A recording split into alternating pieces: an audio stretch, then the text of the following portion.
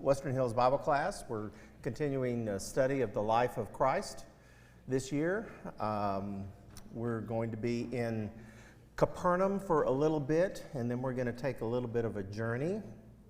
We will be in Matthew, Mark, and Luke, so just be ready to kind of flip through the different chapters as we discuss the next events in the life of Jesus. So if you would please bow, let's ask God's blessings on this class, and then we'll get into our lesson.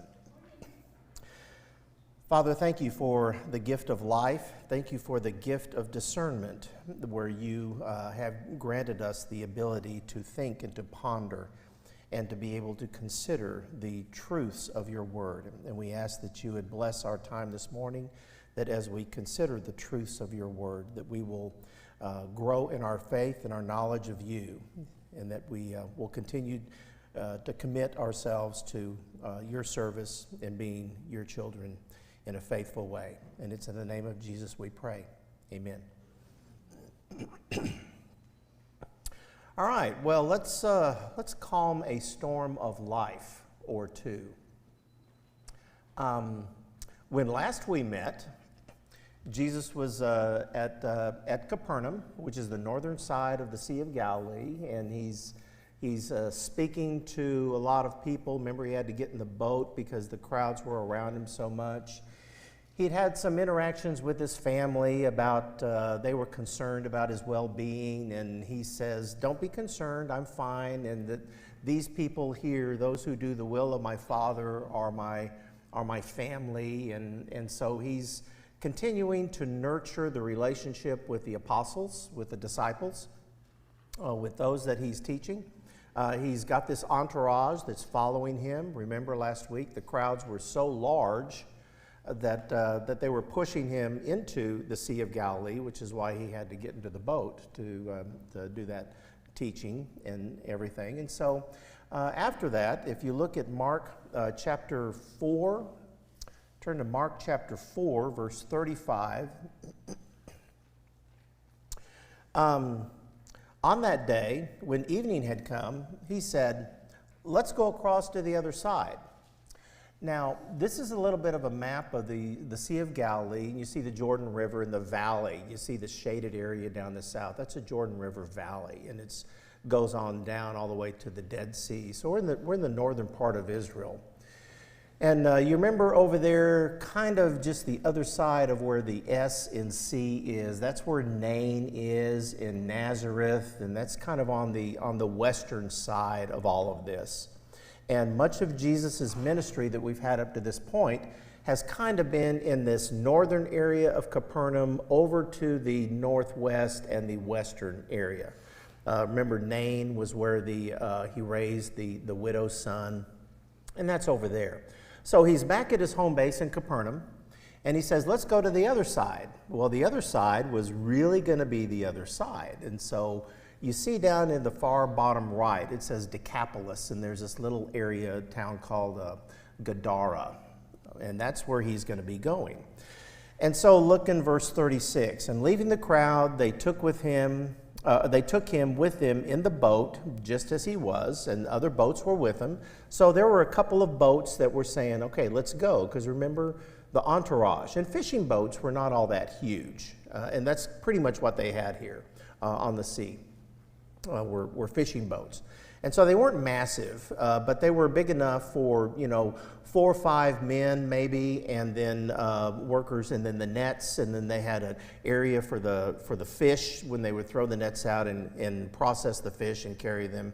So they weren't really, really large, and they were sailboats and everything. So there were several boats that went with him. Other boats were with him there in verse 36. And a great windstorm arose, and the waves were breaking into the boat. And I thought this would be a little bit interesting to just mention to you about a little bit of the topography of the Sea of Galilee. The early one slide showed you just kind of an artist rendition of what that looked like.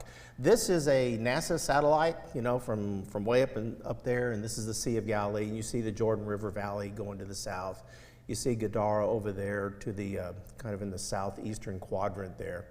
But if you can tell, you can see that the Sea of Galilee is in this depression, and it's about 700 feet below sea level is where this is.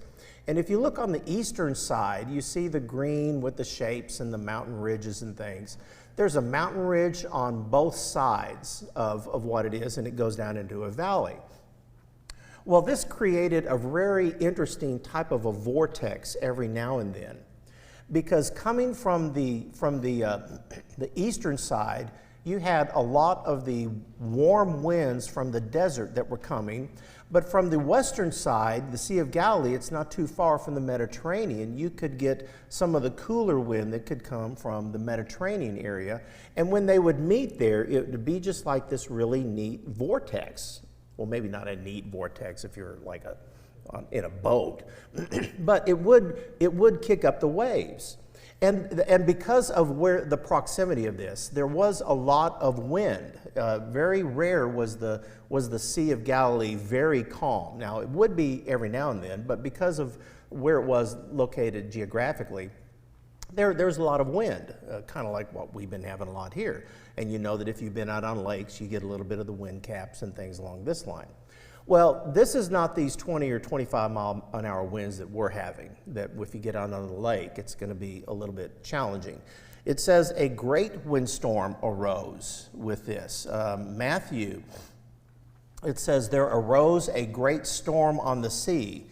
So we're talking not just winds, we're talking the rains, and we're talking this is not really pleasant type of environment to be in. And I don't know how quickly it arose. I think it did pretty quick. I think it might have been a little bit overcast that day, but you know, if you're a seaman, that you kind of read the atmosphere about when it's going to be good and when it's not going to be good. And there's not a lot of people that will get in sailing boats that will specifically launch into really bad weather. Much the same way that pilots, when you look at what's going on in storms, there was a time before we had all our radar and everything going on with this, where they would not fly in really bad storms. They would wait until the storm had passed. So evidently this storm had not arisen yet because they set out in the boats. But look at where they're going. They're going from Capernaum, which is the northern part, and they're transecting, kind of going almost to the farthest point away, down to that southeastern quadrant of the Sea of Galilee. So when he says, let's go to the other side, this is a little bit of a hike on water. Well, while they're out there on the water, here comes the great storm, and the winds are coming up, and it's kicking up. In fact, it says there in verse 37 of Mark 4, a great windstorm arose. The waves were breaking into the boat so that the boat was already filling. Okay?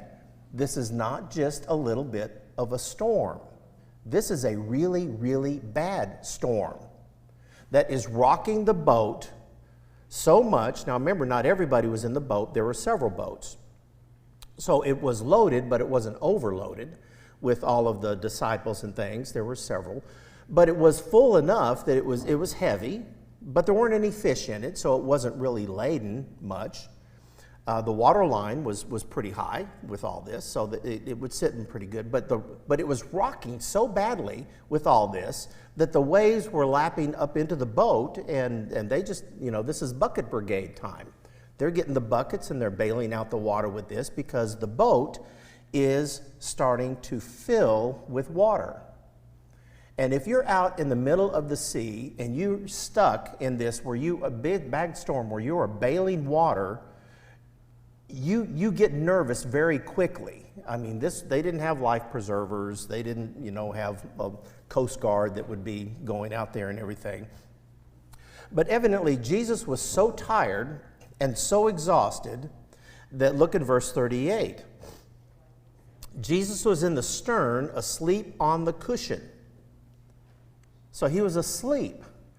Now the stern was probably an area that had a little bit of a cover underneath it where you can kind of go underneath and escape maybe from the sun or something like that if you're out on the boat. But there was a little bit of an area where he was sleeping. He was kind of snug up underneath there. And Jesus is sitting there sleeping through all this, and he is sleeping soundly. Now, I don't know how many of y'all, we'll take a show of hands, through a bad storm, how many of you wake up the next day and your spouse or somebody or your kids say, wow, that was a really bad storm last night, the wind and the rain and all that kind of stuff, and you kind of go, no clue. Anybody?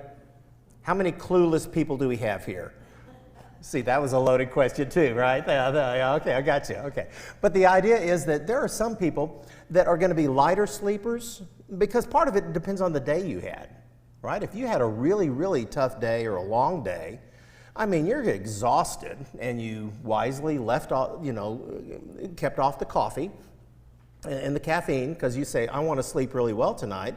And as soon as your head hits the pillow, you are out. And, people shaking you, you're out. You are, okay, now, I'm not going to go into the rocking motion that goes all the way back to our childhood, go to sleep, go to sleep. The boat is rocking a whole lot. And so maybe Jesus was really sleeping even more soundly because of the rocking, swaying, and that was very methodical without fully realizing that panic was up and down the rest of the boat and everybody was bailing water and shouting and everything like this. But evidently Jesus was so sound asleep that they had to wake him. They had to wake him and said, "Teacher, do you not care that we are perishing?" Now, I think what they were just really looking for was an extra pair of hands and an extra pair of feet to continue to bail, and maybe as a leader of the group to offer a little bit of leadership with all of this, to kind of get everything kind of, okay, well, because Jesus was not a seaman. He was not a fisherman. Okay, he was a carpenter. He wasn't out on the sea a lot. He deferred to the sea people to do sea people stuff. Well, the sea people were doing that. They were bailing, and they were rowing, they were sailing, they were, whatever they were doing. And Jesus was probably content at some level to sit back and let them do their thing that they had training to do. But they were needing some extra assistance with this. And they said, "Teacher, do you not care that we're perishing?" And I get this idea that they were saying that over their shoulder at him while they were bailing.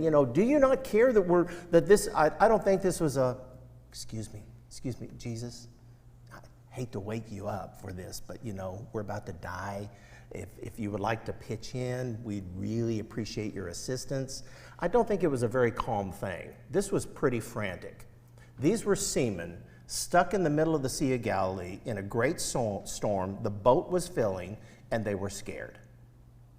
They were scared. This was not a good situation for them to be in.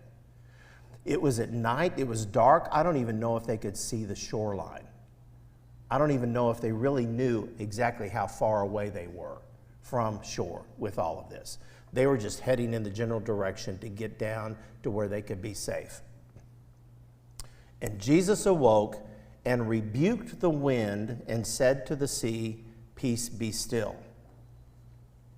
Okay? And he said to them, "Why are you so afraid? Have you no faith?" That's Mark's account. Matthew's account says, and they went and woke him, saying, "Save us, Lord, we are perishing." A little bit different take on this. "Save us, Lord, we are perishing." Now, I think it's interesting, and I'm not going to read too much into all of this, but remember that these accounts were written later. So when they were writing these accounts, they knew the end of the story. They knew that Jesus was going to step up and save them. It seemed a little bit far-fetched to me that they knew somehow Jesus would be able to calm the sea and the waves.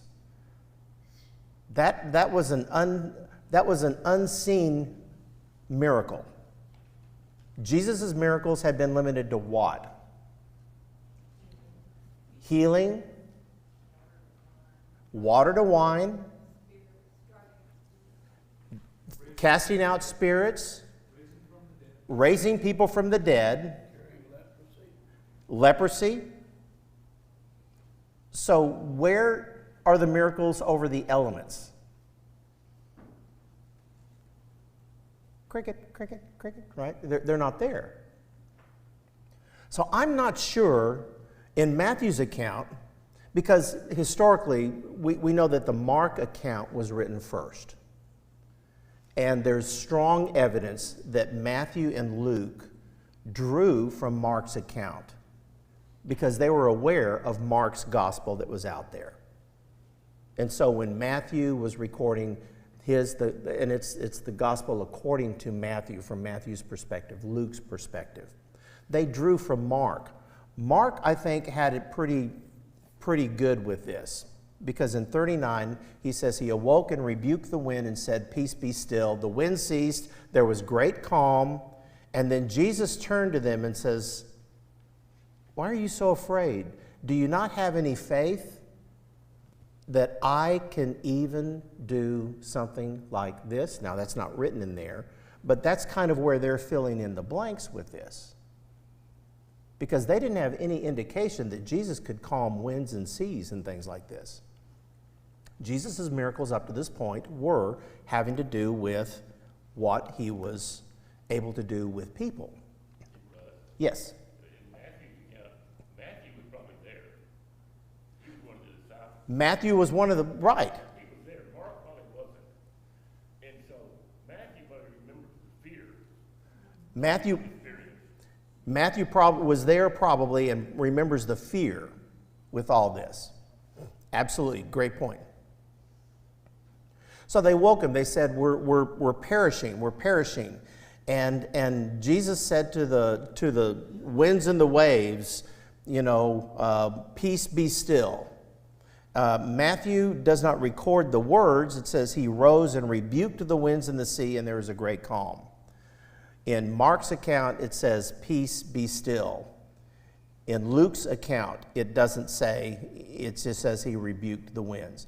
So Mark is the one that says, "Peace, be still," with that. And there was a great calm. And in that great calm, Jesus, and we can read this on so many different levels, right? Because Jesus calmed the storm that was there, that was causing a lot of the panic and causing the storm within the hearts and the spirits of the disciples. So there's a double calming here with all of this. And what's really interesting in verse 41 of Mark, well, let's look at Matthew first. Matthew in chapter 8, verse 27, "The men marveled, saying, 'What sort of man is this, that even winds and sea obey him?'" Okay? The men marveled at this. But when you look at Mark's account, in verse 41, it says what? They were filled with great fear. Okay? Remember, they're still trying to figure Jesus out. And they've seen what he's been able to do with people and with miracles and with demons and with some of these things. They've seen that, and they were still trying to connect the dots. It didn't really connect completely with them. And so when they appeal to Jesus to help out with this situation, Jesus says, "I've got it covered." He says, "Peace, be still," rebuked the wind and the waves, and said, "Cease, desist, stop." And it did. And these guys had the buckets in their hands, and they were looking around at the sky, and they were looking at the waves calming down. The water was sloshing at their feet.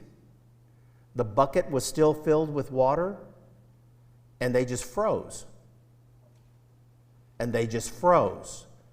Because you don't see this on the Sea of Galilee. This doesn't happen.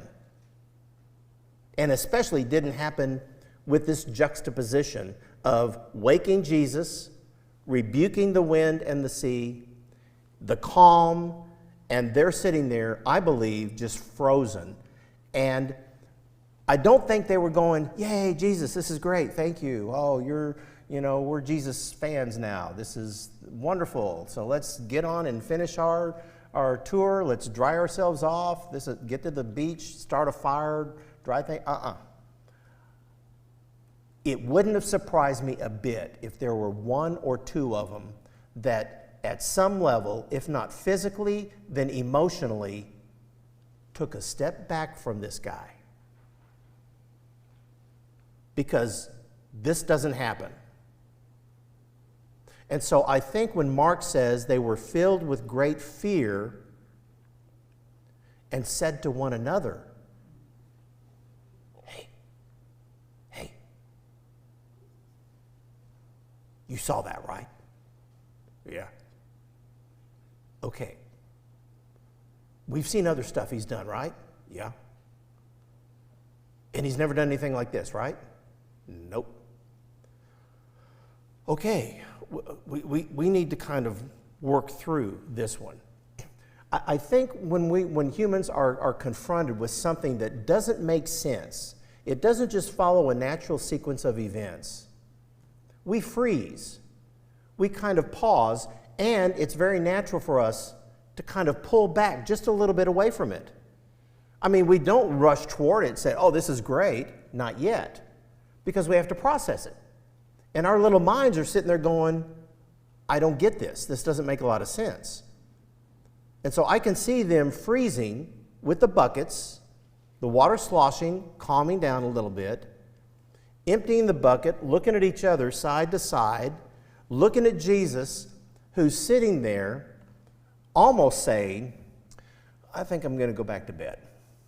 Now, he doesn't say that. We don't have that indication. We don't know exactly the sequence of what happened after that, because the scene is going to change here pretty quickly. But don't forget that from the time that Jesus calmed the sea until the time they hit shore, all of these people were on this boat, and they were looking at each other. And I don't know if any of them ran up to Jesus and hugged him and said, thank you, thank you, thank you, thank you. Maybe. Who probably would have been the one to have done that? Peter. Good old Pete, right? Mr. Impetuous Pete. He says, oh, man, this, and he rushed to Jesus and he hugged him and said, thank you, thank you. And then he looked at Jesus and says, didn't see that one coming. Or something in Aramaic to the equivalent of that, right? And Peter was probably the one that kind of was smiling, and he was kind of saying, okay, this is, and he'd look at the other disciples and he says, come on, guys, look, why are we so surprised? Okay? Now, I could see Peter being kind of a ringleader of that, okay, or something like that. And I imagine Peter was in the boat because Peter was going to be one of the ones that was moving closer and closer to Jesus, right, as part of the inner circle. Who are the other two? Yeah, James and John. So they were probably hanging with Jesus at this time a little bit more closely. It would make sense, but we don't know. But we can speculate. It's not a salvation issue, so it's okay for us to speculate. Okay, right? So at some point, I think, as they kind of came out of their shock, they started to look at each other and says, who then is this that even the wind and sea obey him? Matthew says, what sort of man is this that even the wind and sea obey him? Luke says, who then is this that he commands even winds and water and they obey him? So just because they're acknowledging it does not mean that they get it, because they're still trying to piece together the capacity of what Jesus is able to do. And Jesus has just bumped the game up a little bit. I mean, it was already bumping up pretty good because they've been following him around and seeing these miracles. And so they're getting closer and closer to the point where they are going to be the first ones to say, not surprised. I'm not surprised. Jesus is going to do something great, and the disciples are going, sure. This is what he does. This is why he's here. Now, they're not there yet because they're sitting there in great fear saying, who is this that he can even do this? So there are some very interesting things that we can look at. We need to ask the same kind of question, because I think as we go through life, there's going to be some things and some little bitty tiny things in Jesus, in our relationship with Jesus and with God, that I'll say Jesus can knock out kind of quickly and simply. Okay? There will be some things that we can ask God, God, please, protect us on our journey today. And you have a good journey, and then you say, thank you. Well, see, don't discount that. Because if you ask for God to help, and you get what you got when you ask for God, then you do get to turn around and thank God for that. Don't take it for granted that just because you ask God to help and something works out well, that you're that clever and you're that good. No, you asked God to help, and God provided, so our response is that. But there's going to be some bigger ticket items in life that when we ask God and we're not sure exactly what the outcome's going to come, and God provides that for us, I think our natural response is, even that? Even that? That if I ask God about that, even that, He would do? And that we in awe and we in amazement of how God chooses to interact with us, especially in the larger storms of life, where the boats of our life are filling in with water and we are bailing and we are scared and we don't know how it's going to end up. That when we appeal to God for Him to insert Himself into this, I don't think, and I don't want to read too much into this, but look at it this way. Here's the big storm, here's Jesus sleeping, here's all the stuff. We don't have an indication that Jesus woke up, popped his head up around and looked around and says, oh, I can handle this. Jesus was approached. This was a request. Jesus was capable of calming the storm before He was asked to calm the storm. Maybe there's something about increasing our faith that God says, when the storms hit, just ask. Just ask. And whatever the storm is, I will calm it. Maybe not the way you thought. Because I don't think anybody said, Jesus, what? Storm, water, do your thing. Okay? It wasn't that way. But when Jesus did His thing, the first thing it prompted in them was fear, uncertainty about even this, and then relief and gratitude.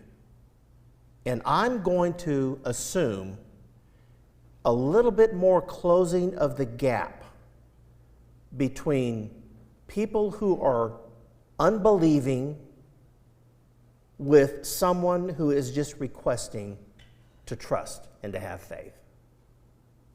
A little bit more closing of the gap. It didn't close all the way. In fact, it really didn't close all the way until after Jesus died. Okay? It didn't close all the way. Even up until that point, there was still a gap. But this closed it just a little bit more. And as they got to that, then Jesus is going to be there. Going to be there. Because His comment to them, He called them men of little faith. Now, I think that's the same type of thing that He calls of us. Where's our faith with this? That even in the storm of life when it looks bad, that God isn't going to listen. Okay? So, can I share the other side of that really quickly? This is not a formula. This is not a guarantee. I get in trouble in a storm of life. I ask God to help, and God literally bails me out. God did not do that for his son in the Garden of Gethsemane. When Jesus asked his Father, make the storm go away. And God's answer wasn't, okay, peace be still, don't have to go through the crucifixion thing. No. What was God's answer? No. No. See, we've got to reconcile that, because both of those require a response of faith. We ask God to take care of things. God takes care of it. We thank him. We're happy. We have faith in God. We ask God to take care of things. Things are not taken care of the way we want them to. We get mad at God. He's not listening to me. He's an unkind God. He did this for these other people. Why isn't he doing it for me? I thought God was not a respecter of persons. I think he's showing respect for them by giving them what they want and not giving me what I want. So I'm going to pout and throw a little bit of a tantrum, stomp my feet. See, the way that God works with us, because Jesus calmed the sea because that was part of what was the plan at that time. He could have very easily said, keep bailing, and let's see how this works out. And the ship could have capsized, and they could have clung to it while the sea was maybe pushing them toward the shore, and they got to shore with a capsized boat, drenched, exhausted, but everybody's safe. It could have been that way. But it wasn't. Now, it's not ours to say, well, why was it this way and not that? That's not the point. That's not the point. I think the point is that when we have things in our lives, it's not uncommon that our response is to assume at some level that Jesus doesn't care because he's sleeping in the stern of our life while the storm is going on. And if he really cared, he would be up there with us, elbow to elbow, working on this problem. Okay? But then when we ask Jesus to intercede, and he does intercede, that out of awe and out of gratitude and out of a level of saying, he answered my prayer the way I wanted my prayer answered. That's the cherry on top of the sundae.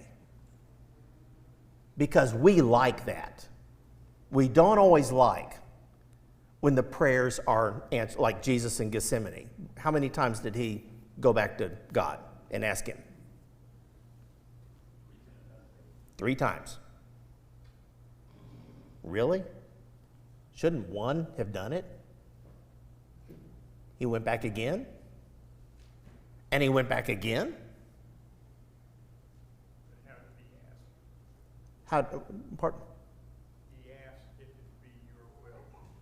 Well, and that's one of the neat things. That's one of the neat things that is value added to the Gethsemane interchange. Because Jesus says, I really don't want this. Make it better. But then again, it's not really what I want, it's what you want. Okay? And I think Jesus was struggling even with that concept, because he did go back the second time. Okay? And it had to set with him. And that's the way it is, I think, with us. It's got to set with us. So we have storms in life that are not always going to be great. But I think when we ask God and we ask Jesus through the power of the Spirit to help us get through that storm, we can have confidence that however that ends up, it will be okay. Don't forget the 23rd Psalm.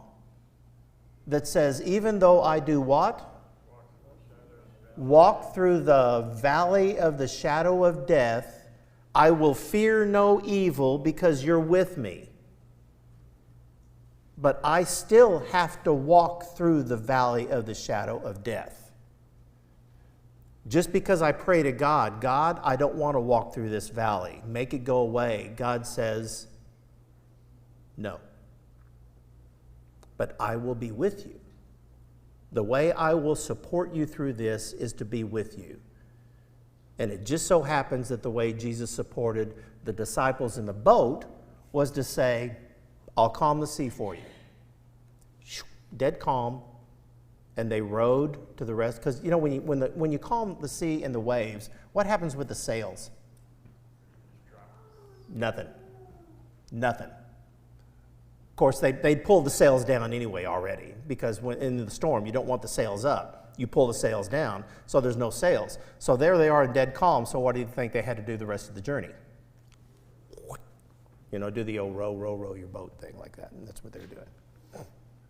Okay? All right, we'll let you all ponder that, and we're gonna now for something completely different. Because when it gets to Mark chapter 5, they came to the other side of the sea, to the country of the Gerasenes. Okay?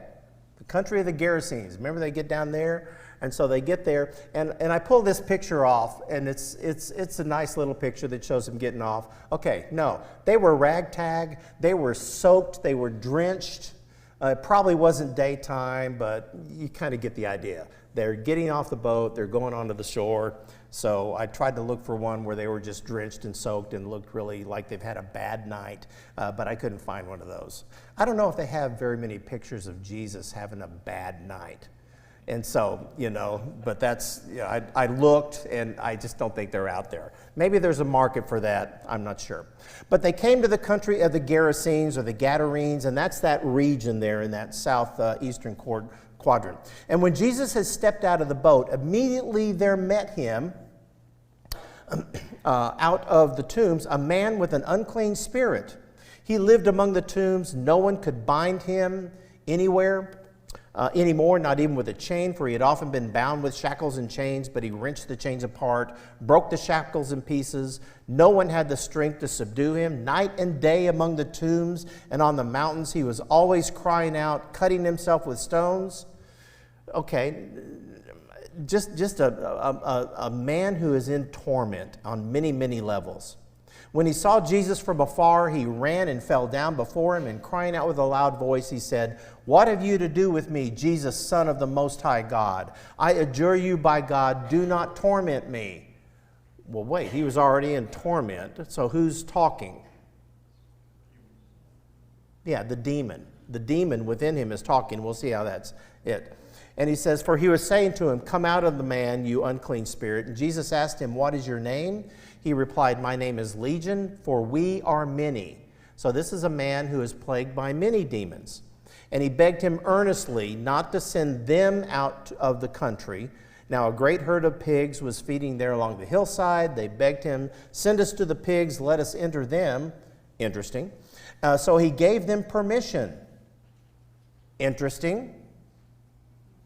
Jesus permitted this. Isn't that cool? And when the unclean spirits came out and entered the pigs, and the herd, numbering about 2,000, rushed down the steep bank into the sea, drowned in the sea. Interesting story. But you got to think from a marketing perspective, somebody owned those 2,000 pigs.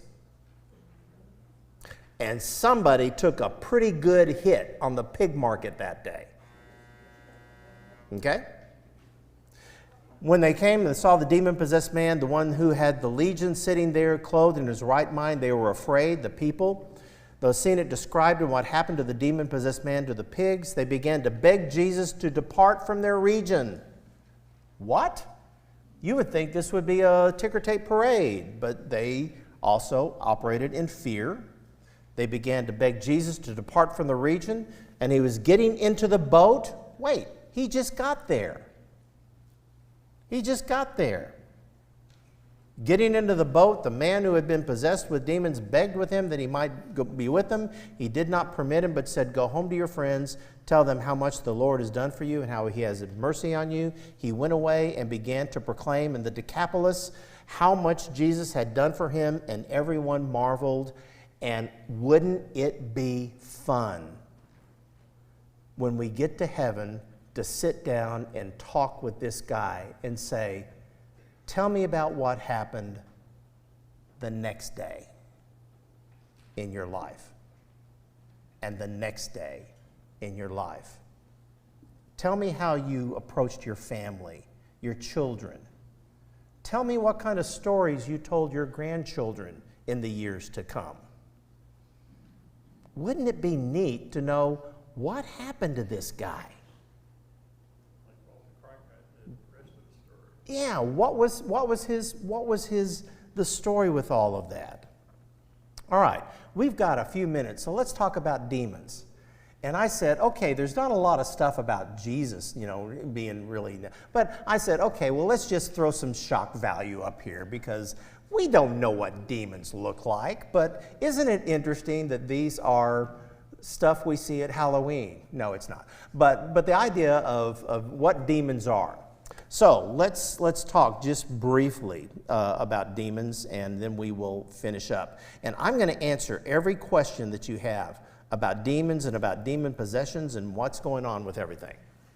You got that? You believe that? Good. So if I keep asking you questions like this, the second bell will ring and I went, "Aw." Okay, well, let's talk about what are demons. Well, Matthew 8, verse 16, and in Mark 1:24, they're intelligent beings. They have cognitions. They're aware. They're spirits. But they're wickedly, ultimately face judgment. They come from the abyss of Luke 8:31. They come from an abyss. Well, who were they? And there's a couple of schools of thought on this. One is that they came from the time before Adam. Okay, that between Genesis 1:1 and Genesis 1:2, when God was creating some things, that maybe God created demons as well. Okay, hang on to that one. I don't really go on with that one, but do keep in mind that is this. In other words, when you get to Genesis 6, the first 6 chapters, it says that demons were bred of angels and women, angelic creatures and human women, and they had kids, and the kids were demons because of the mix with all that. But in Matthew 22, verse 30, it says that angels were sexless beings and could not have such unions. So what was with that? So maybe let's set that one off to the side, leave that one for some kind of a Stephen King book that we're doing with that. So another theory is that demons are fallen angels. 2 Peter 2:4 says, "For if God did not spare angels when they sinned," isn't that one a fun one to think about? God did not spare angels when they sinned, but cast them into hell and committed them to pits of darkness reserved for judgment. And in Jude 6, angels who did not keep their own domain, but abandoned their proper abode, he has kept in eternal bonds until darkness for judgment of the great day. Okay, and this is the kind of the prevailing belief of where demons come from, that there was a war in heaven, and that Michael and the archangels and Satan, they had this big war when the angels sinned, as was mentioned here in the writings, that they were cast down and they started doing all of their sinful angelic demon stuff on the planet. Counterparts are God and angels and the good guys. So you have the good guys and the not so good guys with all of this, with this.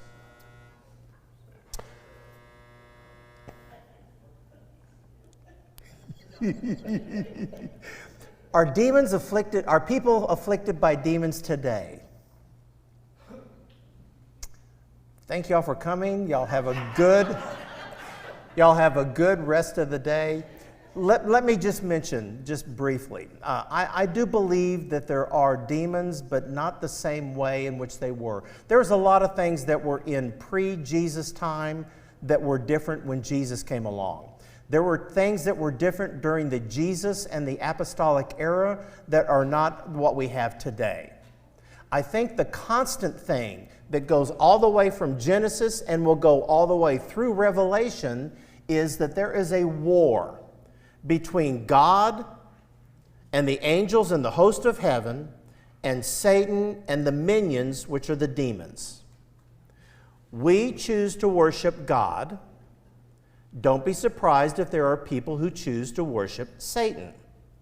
God answers prayers and provides divine interventions. Do not be surprised if, story of Job, God permits Satan to mess with humans. Why are we surprised? Now, can we as Christians be possessed by demons? No, because we are possessed by what? The Holy Spirit of God. And can sin exist in the same presence as the divine? No. But can demons and devils and all these people kind of mess with us? Yes, because all have sinned and fall short of the glory of God. And just because we become a Christian doesn't mean that we are now immune from anything that Satan is trying to pull us toward. That's the battle, which is why to be Christians we need to be disciples. And we have to have a disciplined approach to say no to the things that the sinful nature, Satan, demons, minions, that they want us to. And we get to choose to embrace the power of God.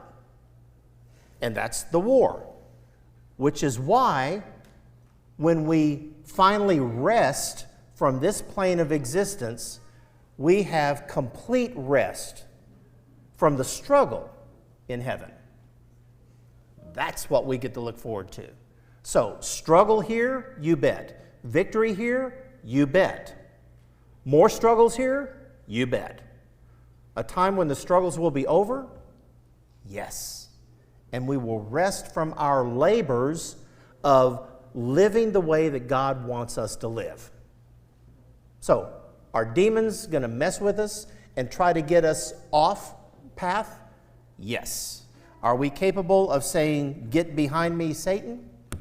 Yes. Are we going to be free from that this side of heaven? Never.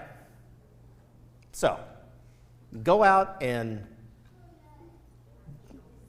don't mess with demons. Mess, with all that. All right. We'll see y'all next week.